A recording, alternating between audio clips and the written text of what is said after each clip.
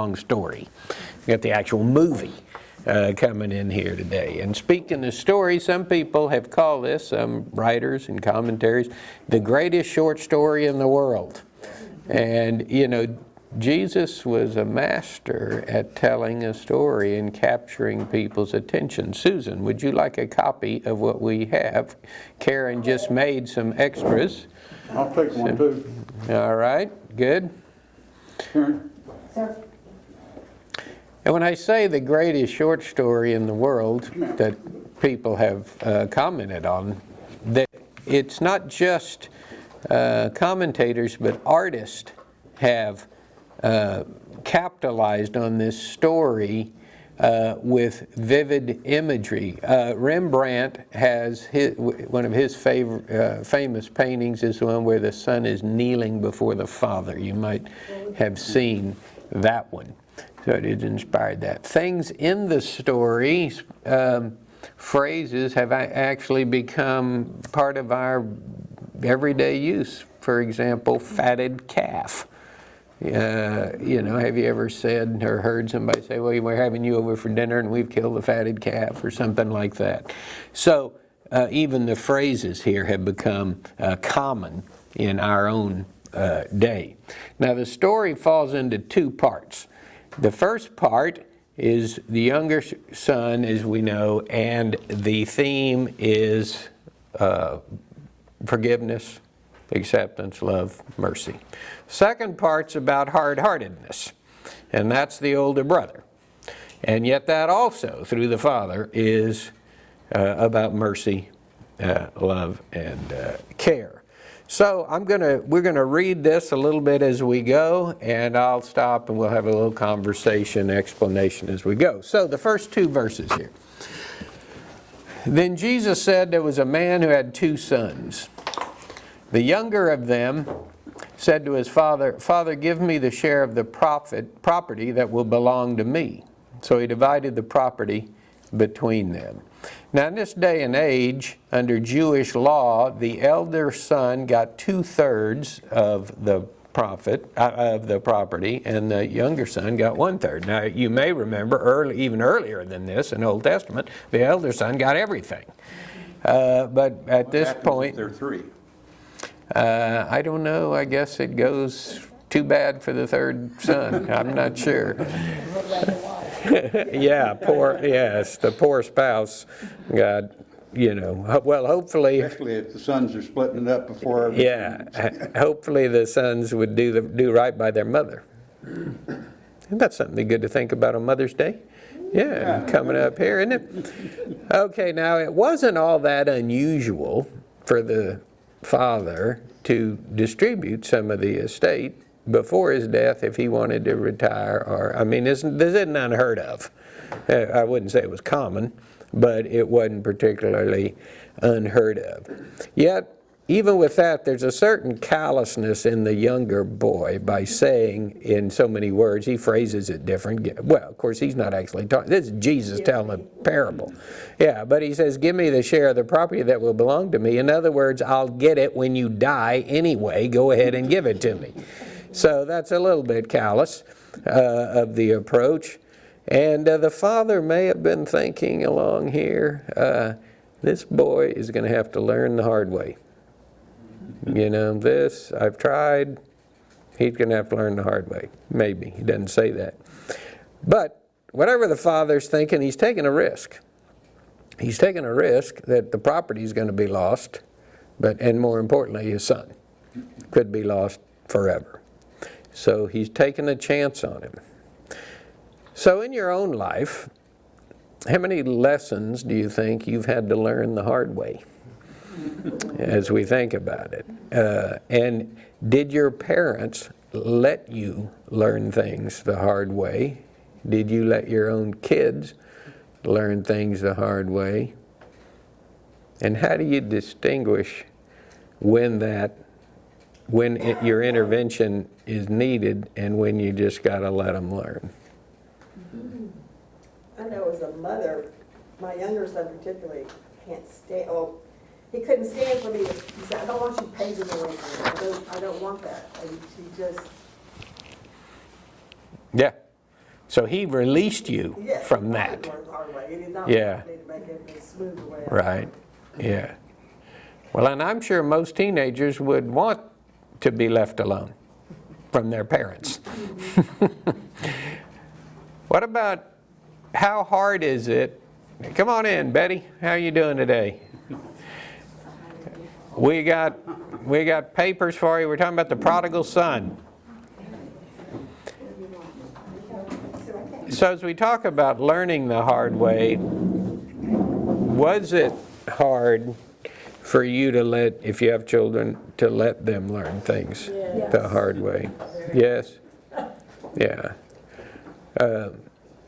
My mother, who's almost 90, still says, you know, if people would just ask me, I have a lot of wisdom, and I could share that with the family if anybody wanted to hear it. Yeah. So did you? Oh, yeah, well, I listen. I'm a dutiful son, yes. But it is hard to let somebody you love take risk, even though, you know, they got to learn. You can't bail them out all the time.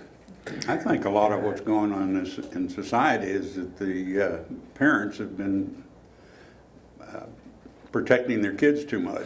Yeah, there's a whole phrase for that. Participation trophies. Yeah, And helicopter parenting is one of the phrases for that. Helicopter meaning you're just kind of buzzing around there all the There's two types time. of parents these days. There's the ones that don't care, and those are the ones that shoot up people in San Antonio, and then there's helicopter parents. Yeah, And there's not much in between. no, well, those are the ones we hear about on the news, I guess, for sure. But probably there's people struggle. These are things we've all struggled with. Our parents struggle with us. It's easier, of course, to let somebody learn the hard way if you can tell this isn't something that's probably going to be life-threatening for them. In other words, it might be a financial thing or something that's not going to threaten their life. It's still going to be rough, but they need to experience it.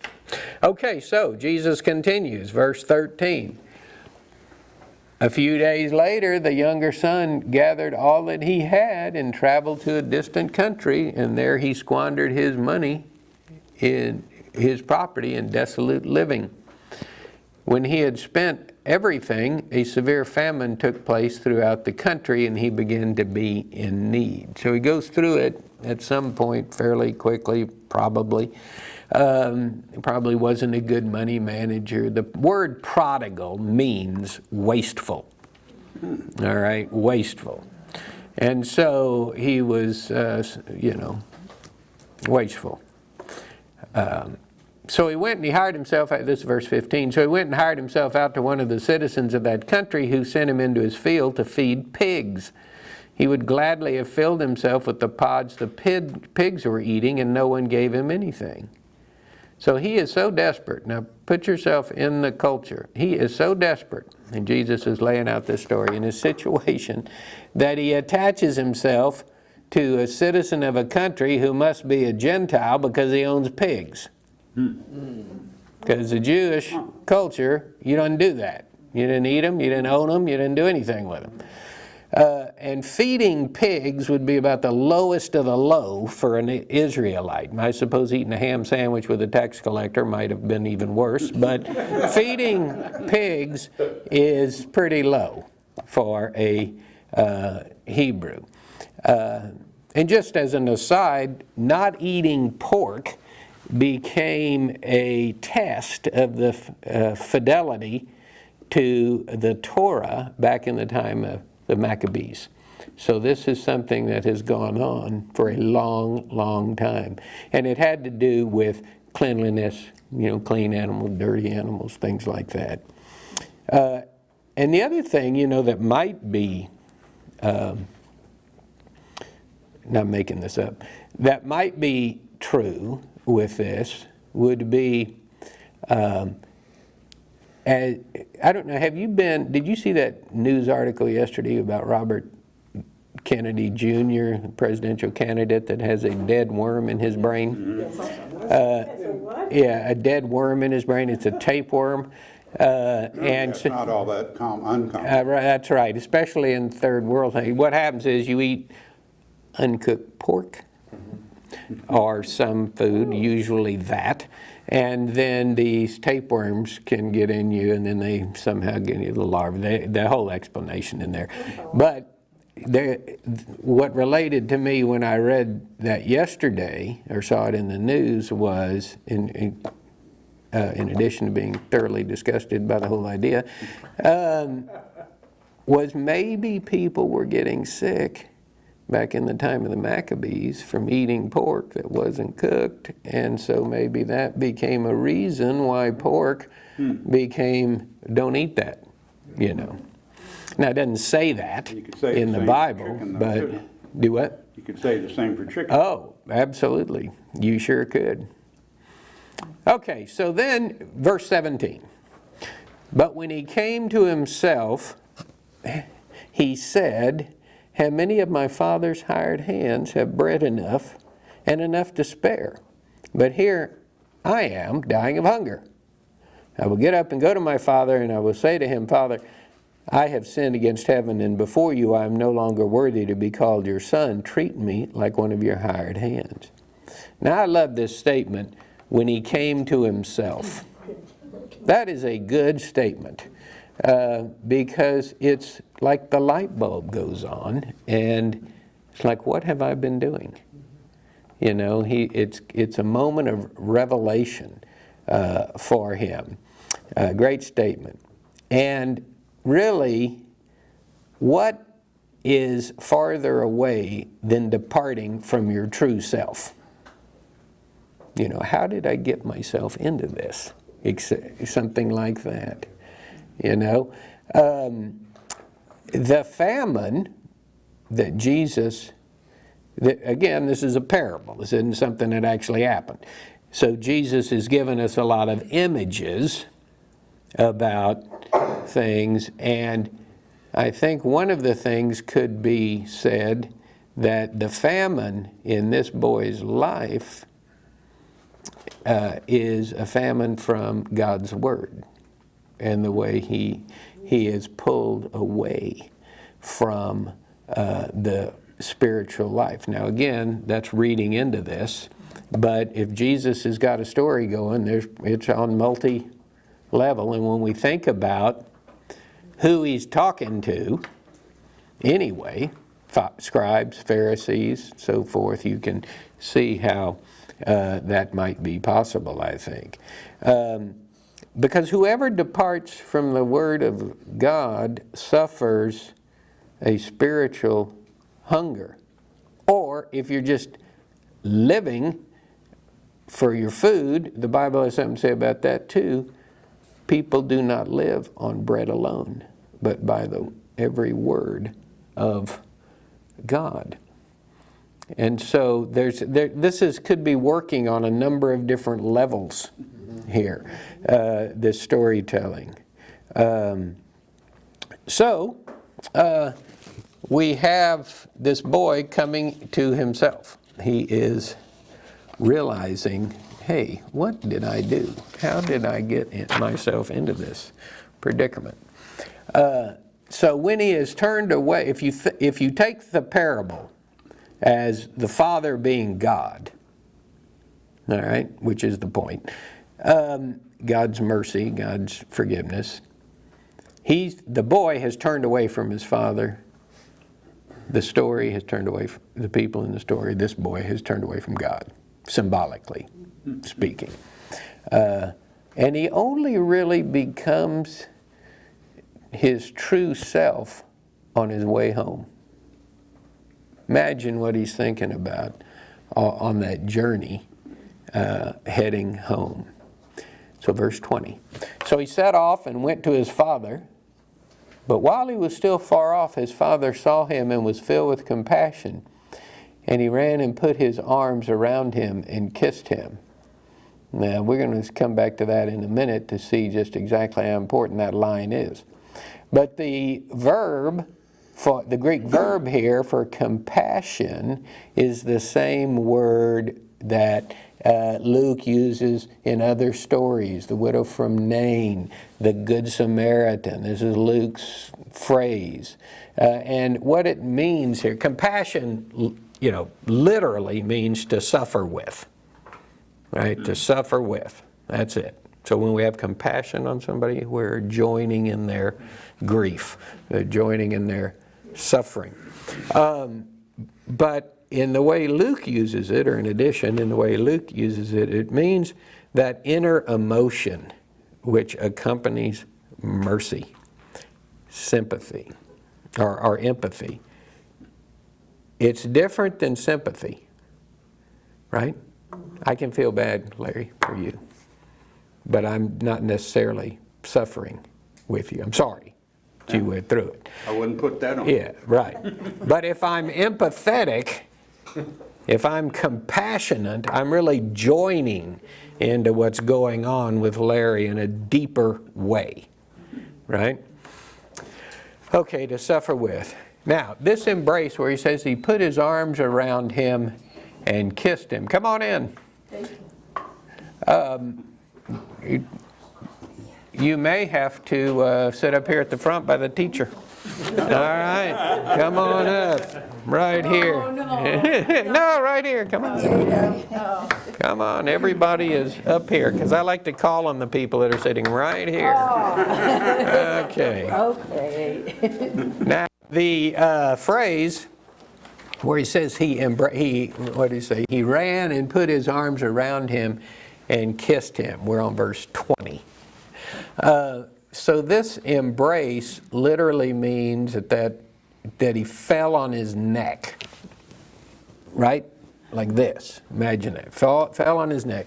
And the kiss is a recognition in scene. It reminds me like in Genesis 45 when Joseph embraces and kisses his father.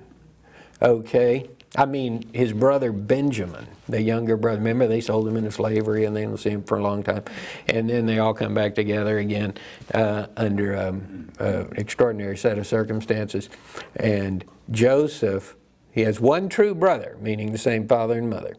One true brother, his name is Benjamin, the youngest one. And when he sees him, he just falls on him, embraces, kisses him, kind of echoes that. Maybe Jesus even got that image from that story. Was Helen's parable, who knows? And then, of course, Joseph embraces his father Jacob when he finally gets to see him, and Jacob thought Joseph had been killed years before by a wild animal. That was a story concocted by the brothers to explain where he went. And it was a lot better than saying we sold him into slavery. And then you see the same gesture in the book of Acts, in the 20th chapter, when Paul embraces the Ephesian elders. So this is a common show of emotion and support and love and mercy. And so the son's sins, so to speak, in this story are covered by the Father when he comes back. All right, think about what that means theologically to all of us.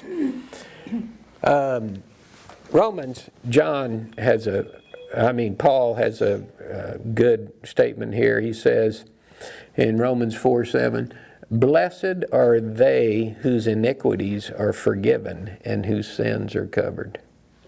I think that fits so well with this moment in this story that Jesus is telling. But the whole scene reminds me of Psalm 84, verse 11, and you've heard this a number of times, I'm sure. Mercy and truth have met each other. Justice and peace have kissed. See? So, and maybe that was part of what Jesus was thinking about from that old psalm. So that was 84:11. All right, we continue. Verse 21. Then the son said to him, "Father, I have sinned against heaven, and before you I am no longer worthy to be called your son." But the father said to his slaves, "Quickly, bring out a robe, the best one, and put it on him. Put a ring on his finger and sandals on his feet." All right, so these symbols, robe, ring, sandals, they mean something. In that culture, a robe was a sign of honor. If you had a robe, you were being honored, or you were to be honored. It was a special thing. The ring, authority. The authority, like this bishop's ring here. Okay, it's a sign of something. So a sign of authority. And the sandals, though, are a sign of a son. Of a son, S-O-N, all right? Not a slave, okay? Now, there's an African-American spiritual, and you may know this, all God's children got shoes, okay? All God's children got shoes. And what is that African-American spiritual about? It is about freedom. Freedom. So, here's a line from it. This is from the song, the spiritual, All God's Children Got Wings. All God's children got shoes. When I get to heaven, I'm going to put on my shoes. I'm going to walk all over God's heaven in my shoes. See? That fits. That fits. That you're more than what you were in your former life. You're a member of the family. You're a son or a daughter. You have shoes. And so this spiritual, it really reinforces that understanding that we have about shoes and the meaning it meant in this story. So you see, when you're studying the Bible, you can just stop and do a little research on any one line, and it's probably going to be rich like this. There's going to be additional symbolism that we may not pick up on, but it's there. And so this is why when you read the Scripture, it's better to read it slow than fast, because you miss some of these little what you would think, oh, well, that's nice. But it means something. Jesus didn't say things lightly. He was serious about what he meant. So while the son receives shoes, though, it's the father's actions that bring the words of one of my favorite passages in Romans to light, and it's in the 10th chapter of Romans, and it says, how beautiful are the feet of those who preach the gospel of peace. Isn't that beautiful? Yeah. How beautiful are the feet of those who preach the gospel of peace. That's Romans 10:15. All right? So you can see, even while the son's getting the shoes, it's the father who is bringing the peace. Right? He's received him with peace. All right. Any comment on any of that? Yeah. Yes, Amy. I'm reminded of the story of the people invited to a feast, but they didn't have the right clothes on. Right. Yep. That's a different parable, of course. And one of the main things that's talking about is they showed disrespect to the host, right? They didn't prepare for greeting the host. Now you take that metaphorically, and it doesn't have anything to do with clothes. It has to do with how you're dressed. As I said recently in a sermon from that passage from Colossians, what are you putting on every morning? You know, you think about your physical clothes, what are you putting on from a spiritual? When Paul tells us to clothe ourselves with compassion, forgiveness, mercy, and above all, put on love. You know, so we think about those things as you stand in front of your mirror getting dressed. I'm putting on my shirt, but what else do I need to put on today in that more spiritual sense, you know? How do daughters enter into this as far as the robe and the sandals? Well, Jesus used the cultural understanding that people would have about all this property. Unfortunately, as we know, the daughters and the women at this time were not in the leadership roles, except in Luke they are. And even in John, in the resurrection story of John, the first person to accept and proclaim Jesus as resurrected is Mary Magdalene. She becomes the apostle to the apostles. Apostle meaning messenger. She goes out and tells the rest of them. So Wouldn't she the it's first witness. well, I mean, first to join Jesus. First Christian. Oh, you mean after the resurrection? No. Oh, you mean at the early call of his life. It's hard to sort that out, but you can, because she's mentioned in one place. The call of the disciples happened, in Mark right away. But let's just say yes, or certainly early on. Or could be. Yeah, could be. All right, other things? All right. And so the father goes on. And get the fatted calf and kill it, and let us eat and celebrate. For the son of mine was dead. And again, that's very important. We're going to have that phrase come back to us in a minute. And is alive again. He was lost and is found. And they begin to celebrate.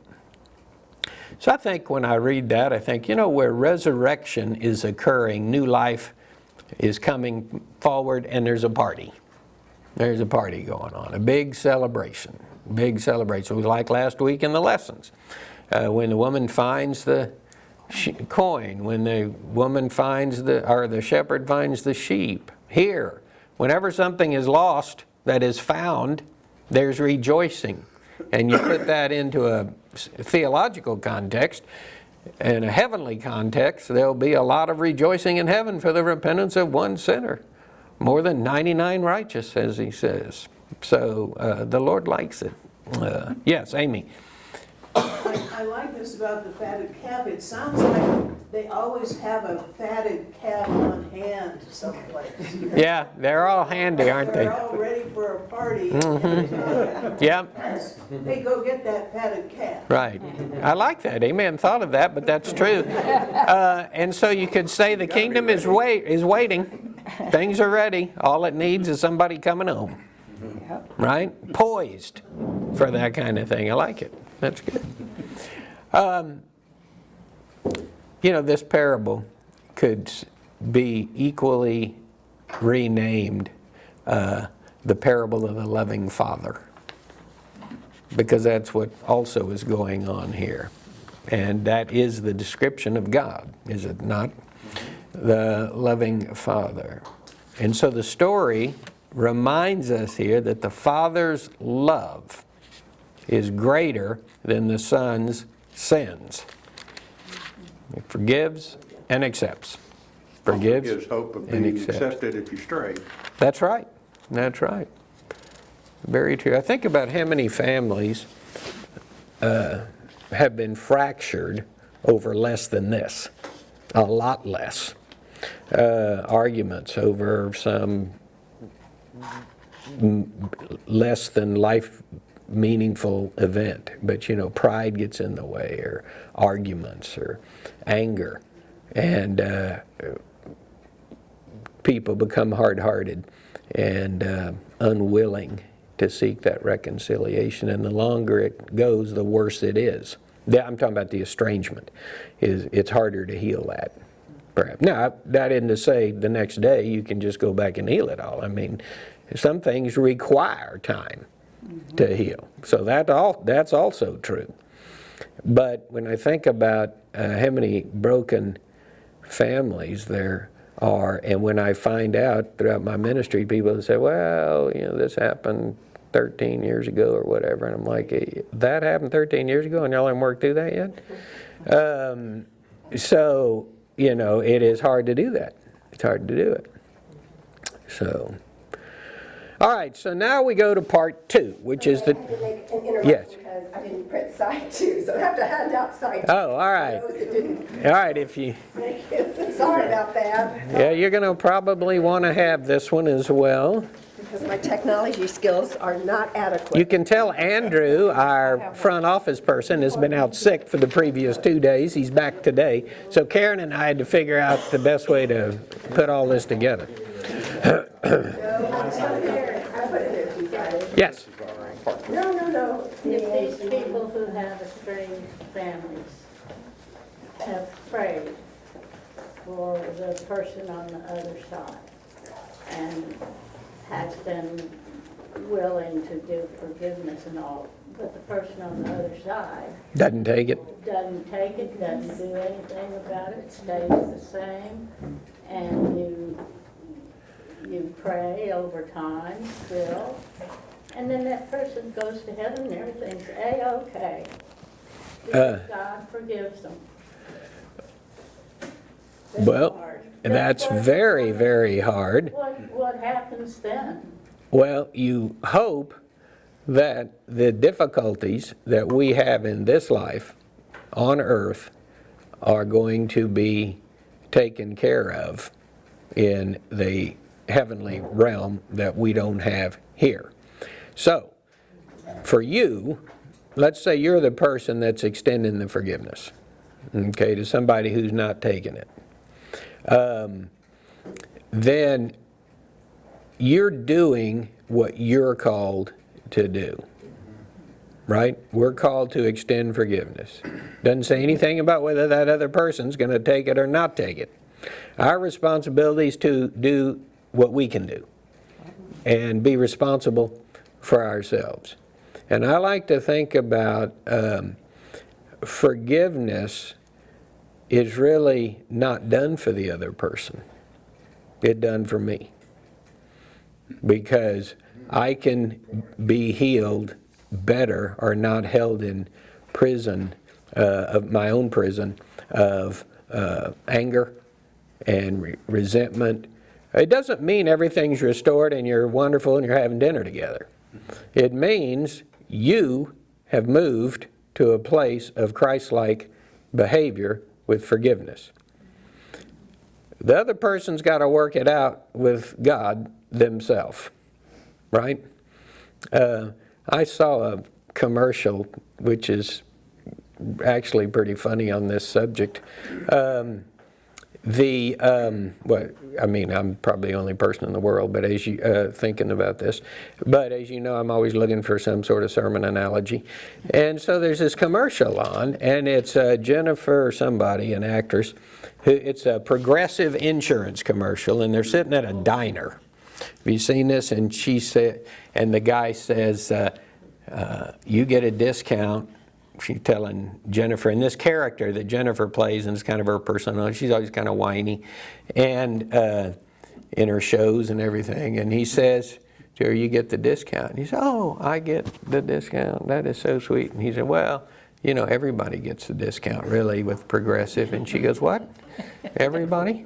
And then she starts ticking through a bunch of people, and she says, "Well, what about Lisa, who stole my bike in 7th grade? She gets a discount too?" And, I mean, it's really very funny. And so it reminds me of this story in your question. So the problem with resentment and not forgiving, one author has said this about it, I think it's Frederick Buechner. Revenge is a very sumptuous, sumptuous and extravagant feast. The problem is, you're the meal, right? Yeah, you're the meal. So this is why I think we all have to move to a deeper understanding of forgiveness, meaning it's the fact that I'm going to forgive you for this, whether you even know it or not, or if you're dead and I didn't have a chance to talk to you about it before. The forgiveness I'm working with right here is this relationship with God. And I think my intention or my hope or my desire to offer forgiveness pleases God, right? It pleases God. So, and that's what I'm trying to do. So, you're going to have to deal with, I'm going to have to deal with Lucy, who stole our bike in 7th grade, the fact she's getting in too. Even though we want everybody to get theirs now, you know, to see. That's a problem, I think, with this, these TV reality shows. You remember when Judge Judy first came out and really dumb court things? And it's a bunch of couch potatoes wanting to see people get what they deserve, right? What they deserve. Yeah. So, and in this case, and we're going to get here now to the older son, who doesn't really get it, this young boy does get what he deserves. Mercy. Forgiveness. I don't want what I deserve. I want mercy. And I imagine you do too. And so the boy does get what he deserves, even though it's completely flipping the world standards or our cultural standards, because as another place in the Old Testament tells us, we hear God say, your ways are not my ways, says the Lord. Your thoughts are not my thoughts. Which is why none of us is God, and God is God, right? Okay? All right, so you're reading along here, the Gospel of Luke, and you almost wish that the story would have ended in verse 24 because everything was so happy, right? It ended so well. But, The other son is. yeah, but then there's the other son. And so Jesus continues his story to make a further point. And the dark mood of verses 25 to 30 is in sharp contrast to what we just read. All right? But there's another prodigal. And this is the prodigal that stayed home. We'll talk about that perhaps in a minute. He was as distant in spirit as his brother was in geography, even though he didn't go anywhere. Right? 25. Now his elder son was in the field, and when he came and approached the house, he heard music and dancing. He called one of the slaves and asked what was going on. He replied, your brother has come, and your father has killed a fatted calf because he has got him back safe and sound. Then he became angry and refused to go in. His father came out to plead with him. Now remember a minute ago I said we're going to come back to this line when the father goes out to the younger boy and meets him, doesn't even wait for him to get home. He runs out down the road, embraces him. So again, we see the father's love here. And Christy, this might tag a little bit into your question. The father goes out to meet the older boy too. He doesn't wait for the older boy to come in. So again, we see one line here in this story, and we can say that's pretty, there's some greatness about that on this father. So he goes out to meet him. Verse 29, but he answered his father, listen, for all these years I've been working like a slave for you, and I have never disobeyed your command. Yet you've never given me even a young goat so that I might celebrate with my friends. But when this son of yours came back, who has devoured your property with prostitutes, you killed the fatted calf for him. Okay, so on one level, you can understand the guy, the older brother, right? I mean, we could put ourselves in that situation, sure. We're not perfect. We could feel that way, especially if you didn't like your brother in the first place. You could really be resented. Or maybe you were neutral on your brother, and once he left, my workload just doubled. And so you begin to build up the resentment that this older boy has. Now, I've often thought, had the younger brother met his older brother on the road in, he probably would have turned around and left, right? If he met him before he met his father, because no telling what kind of reception he would have gotten from him. To be a slave.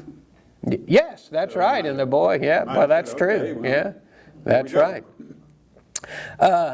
So the word slave, speaking of that, here reveals something, that Jesus would put that description in the older brother's sentence.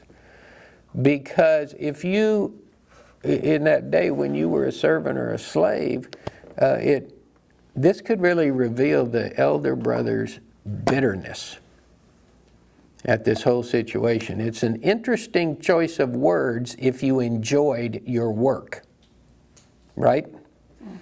If you were happy with your dad, if you were happy with your work, you wouldn't say, I've worked like a slave for you or a servant all this time.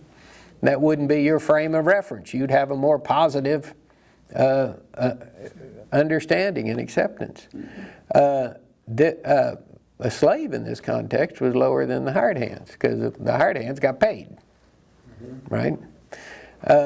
So to me, this reveals the older brother was alienated even though he never went anywhere.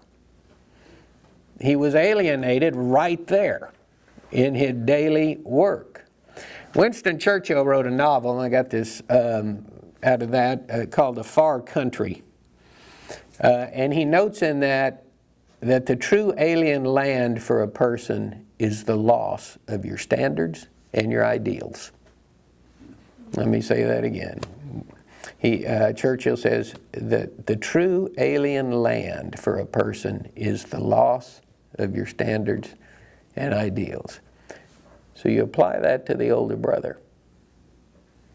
He didn't go anywhere, but he lost his true land, meaning his standards, his ideals, his own life. I like that. And then there's a woman named Susan Ertz, and she wrote a novel called The Prodigal Heart. And she writes this in here, which I really like this. And I'll read it to you twice. While the younger son was prodigal in body, at least part of his heart was always at home. But the elder brother was prodigal at heart, and only his body was at home. Okay? While the younger son was prodigal in body, at least part of his heart was always at home. He's just slopping pigs. He said, I'll go home. I'm just going to go home. I'll be a slave. I'll do whatever if they take me back. Even though his body has been wasteful, carried away. The prodigal, the word prodigal. The older brother, he was a prodigal at heart, meaning wasteful at heart. He had let the goodness that he could have been experiencing he disregarded it out of jealousy, whatever, anger, workload, who knows, what it was. Why didn't he just run off with his 2/3? Jesus didn't tell us that, I don't know. But maybe he was super responsible. Firstborn, and all that. The elder brother was prodigal at heart, but only his body was at home. See, so what this does then is reveal two kinds of alienation. There's a kind of alienation by going, and there's a kind of alienation by staying. To know when. And and so we see that the going and the staying, which one do you think is deeper? Any thoughts? The older one. The staying, alienation. I think he was, spent his life being resentful, Mm-hmm. no matter what. I agree with that, because I think if you are alienated in your heart by everything you see every day, like the older boy getting up and having to do all this, that'd be a prison to live in. If you had left, there is an alienation, a homesickness, whatever you want to call it, some kind of sadness, but you could do other things too. So you might be carried back in your homesickness or regret from time to time in your day, but you might have some other things to do. But if you're alienated at home and you never leave, you can't ever get away from that. It's in your face all the time. All the time. He says, now remember who Jesus is telling this parable to, the Pharisees and the scribes. He says here, the Father says, we've never disobeyed your command. Well, that's the boast of the Pharisees, right? They're the ones, you got to follow these rules. We're strict adherents to the law. This is the boast of the Pharisees. In Philippians 3:6, Paul talks about them, their legalistic righteousness and their faultlessness. And so if you're extrapolating this story out to what the deep meanings are of the parable, you see that Jesus is saying the elder brother is the Pharisee. Right? Okay. However, their moral superiority melts before the mercy of God. That's one thing that I see going on here. So the Son represents the Pharisees, who would rather see a sinner destroyed than saved. Didn't he constantly Jesus have to deal with that in his interactions with the religious authorities of the day? They want to throw The him off the Pharisees, cliff. yes, they did. Whenever we come to something like this, I think of Jonah. The story of Jonah, the book of Jonah. And of course that's a parable. And that's about being sent to proclaim the good news to people you don't like. And Jonah doesn't like it. And he doesn't want to do it. And he never comes around in that book. He ends up going and delivering the message to those pesky Ninevites, and they all repent, and that really makes Jonah mad. And so the book of Jonah ends with him sitting under a tree pouting about the whole thing. If you've read the book, you know it does not end with Jonah rejoicing in the salvation of the Ninevites. He hates the idea.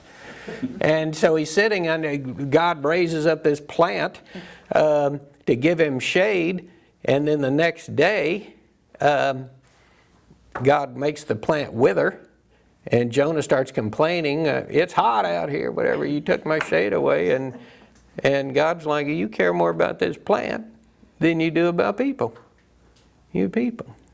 And then Jonah ends with great, in the last line or two, it says, and so, I can't remember exactly, there were many people and much cattle. I thought, well, that's a nice touch. Much cattle, to point that out. No sheep. No sheep. Well, if they were, they weren't recognized as such. All right, so, and then I said earlier, too, we were going to come back to that phrase that when the Father says, this son of yours has returned. This brother of yours has returned, when he's talking to the older brother. It's interesting how the brother says, in right here, where is it? In verse 30, but when this son of yours came back. See, the Father has already earlier in these verses said, your brother is back. The elder boy like, well, he's not my brother, he's your son. He's kind of rejected the whole idea of the relationship. When this son of yours, and then the Father says to him, son, you are always with me, and all that is mine is yours. But we had to celebrate and rejoice, and here it comes, because this brother of yours was dead and has come to life. He was lost and has been found. So the Father twisted back again to correct the elder brother, to correct the Pharisees, and tell them everybody is in the fold. Everybody is your brother. It's just like the Cain and Abel story in Genesis, where Cain kills Abel, and God says, hey, where is Abel? I don't know. Am I my brother's keeper? God says, as a matter of fact, you are. Where is he? And so we see a similar dynamic, or at least I do, here. So in this subtle correction of the father reverses the elder's comment. And then we have the thing in Genesis, yes, you're your brother's keeper. Now, a parable like this, or any of them, cannot be a full theology. A parable is told to make a point. All right? This is why Jesus is teaching this. None of them can possibly contain everything about the kingdom. It's just too vast. But this does a good job of it. And a parable really has it has a lot of points, but it has one central theme usually. And this parable's central theme, above all others, is God welcomes the sinner. God welcomes the sinner. And Jesus uses this beautiful story. The elder brother's religion, so to speak, is legalism. He's a Pharisee, in other words. That's his religion. Keeping the letter of the law, but not living the spirit of the law. That legalism. He did not love God with his heart, nor did he love his brother. Imagine if you're a Pharisee sitting there listening to this, being upbraided by Jesus. He was correct in his ethic, right? But his ethic had no root in love and devotion. So while you could say, yes, older brother, you're technically correct, that, whatever, he wasted the money, etc., but he couldn't get over that. So the irony is he's as merciless as he is correct, which is a paradox, really. Okay, so the big takeaway, or a big takeaway, God is more merciful than people. Right? Thank goodness. Thank God. The love of God is far broader than people. The measure, remember the hymn we have? God can forgive people, and Chrissy, this goes back to what you were asking about earlier, who we won't or don't even. Which is frustrating if we only stay in our world's understanding. Because I want justice for these people, and that means punishment. But God is interested in redemption. This is a very hard teaching to convey when somebody's been deeply hurt by somebody. Right? This is not an easy aspect of it. So let's see here. What else do I want to say about this? Oh, here we go. I got a good. Okay, go. I use the word redeemer, and in Ruth, she has a redeemer and then a alternate redeemer. I forget the term. What does redeem actually mean in the biblical context? All right. We talk about the Trinity as the Creator, God, Redeemer, Jesus, Sustainer, Spirit, Holy Spirit. Okay, so you see Creator, Redeemer, Sustainer. Redeemer is one who sets things right. And so it is Jesus who sets things right between God and people after it had become so estranged. All right? Now, you've got a lot of ways to think about that. We say the perfect offering, the propitiation was the old way to say it in the prayer book, of our sins. Okay? The sacrifice on our behalf. So we don't have to do that. So he is redeeming, a person who redeems something, not a coupon, who redeems something, heals it, makes it better. Restores it is probably even the better term there. All right, I got one more literary thing for you. This is, and you may know about this. Rudyard Kipling wrote a poem about the prodigal son. Okay, you can look it up. But this, in his telling of the story, it's very clever. It's about 4 stanzas, I think. But this is one of the stanzas, and in Kipling style. On the parable here. I never was very refined, you see, and it weighs on my brother's mind, you see. For there's no reproach among swine, do you see, for being a bit of a swine. So I'm off with wallet and staff to eat the bread that is 3 parts chaff to wheat. But glory be, there's a laugh to it, which isn't the case when we dine. All right? Rudyard Kipling, talking about the interplay between the 2 boys. I never was very refined, you see, and it weighs on my brother's mind, you see. So the younger brother's not very refined. He's going off, wasting all his money on all this stuff. He bothered his brother the whole time he was gone, evidently. But there's no reproach among the swine. Everybody I'm hanging out with thinks this is just fine for being a bit of a swine.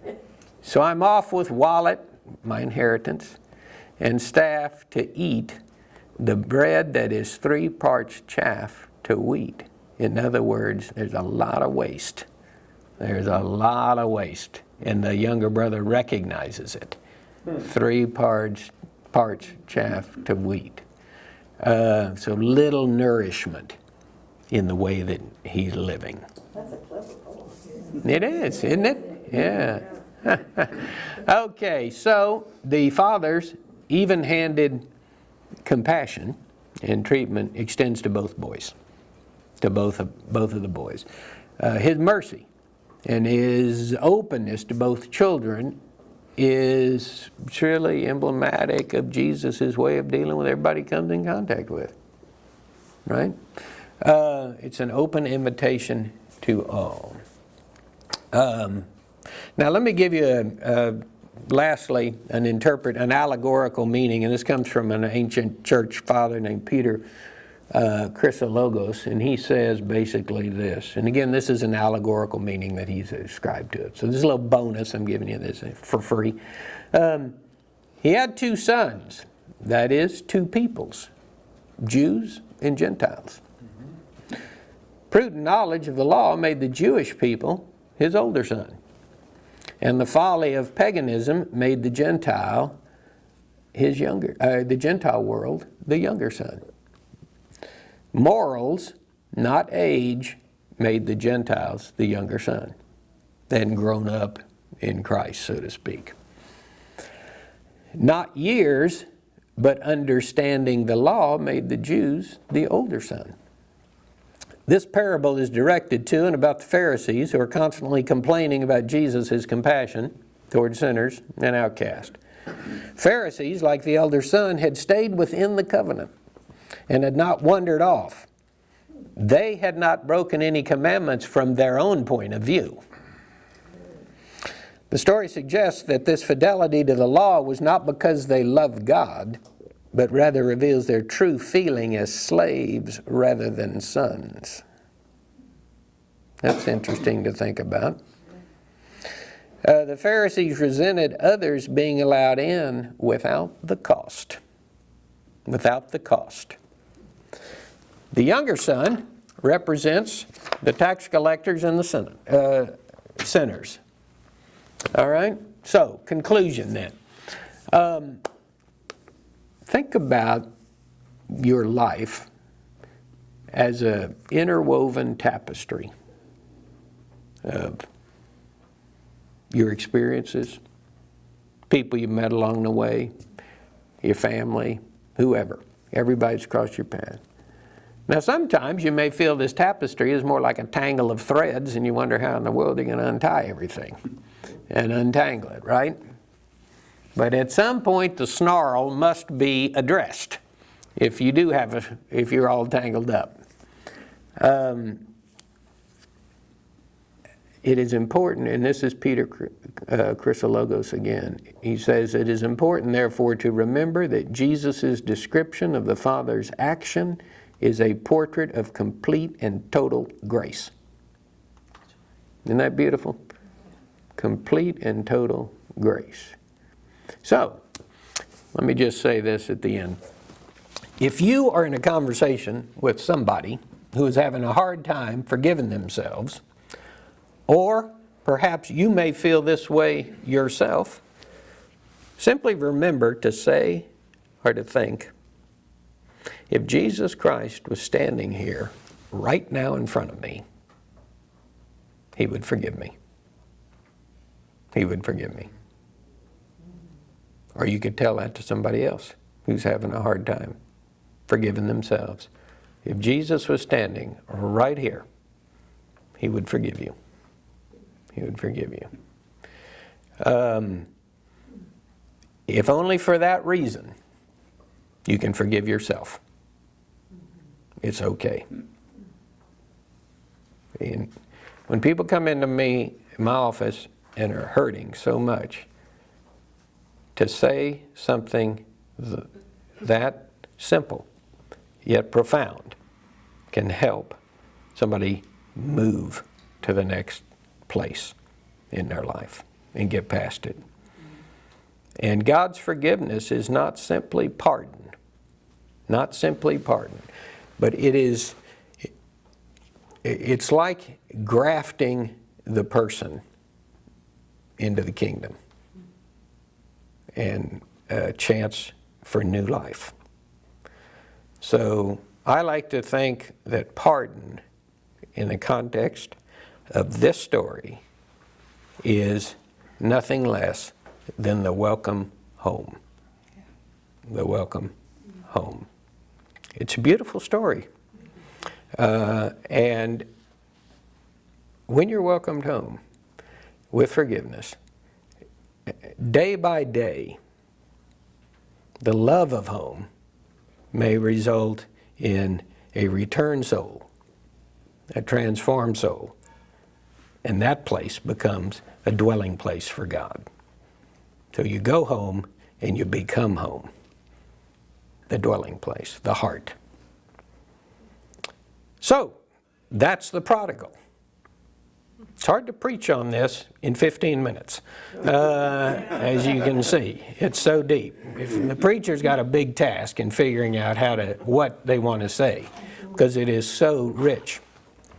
So last week, when I talked about going to the movies in the old days with the curtain partially open, and then when the main feature comes on, the curtain is pulled fully back. Today we see the curtain of chapter 15 pulled fully back. And what a movie. What a main attraction that it is. Amazing how much there is in so little words. I know. So, I was going to ask, when you've had people come into your office, I'm sure they're different reactions, but your voice is so great, and you say that to them. Can you see a transformation on the spot? I think it's more you can see the little rabbit or the little hamster wheel starting to turn, I hope. Some people will say, yeah, I don't know. I'm going to have to think about that. Because it's not, as I said, some people's hurt has been deep. And it takes years of therapy sometimes to get through some of the things that happen to people. But if they can hang on either early on or toward the end or not the end, but deep into their healing work to this idea, and they're a person of faith, a spiritual person, they can get there. They can get there. But it's a lot of tears, and it's a lot of hard work for many people. And some of it's not that deep. Some of it, the hurt, is because two people are stubborn. And neither one wants to blink first. And somebody's got to blink first. And so if you come to see me, and that's the situation, I'm going to tell you to blink first. Because somebody's got to extend Christ-like mercy. And the other person isn't here, so that's you. And to begin the healing, right? All right, so next week are we doing? What are we doing? Lazarus at the rich man's gate, I think, right? What is this? Yes. And John Batters will be leading this. And so here's, let's see. Here are copies. And then 2 weeks from today, we finish, and I'm going to, and that's going to be that one. Be prepared to be here a little while. Because we're going to look at the resurrection in Luke's account, and we're going to compare it to the other 3 Gospels' resurrection account. So we'll see how Luke tells the story. So we'll go, well, probably about this, hour 15 maybe on that one. But next week is the rich man and Lazarus. See what I mean about this travel narrative in Luke's Gospel, how he's on his way to Jerusalem this whole time, and yet he keeps teaching us with these great images all the way along. All the way along. All right. Well, thank you very much. Thank you.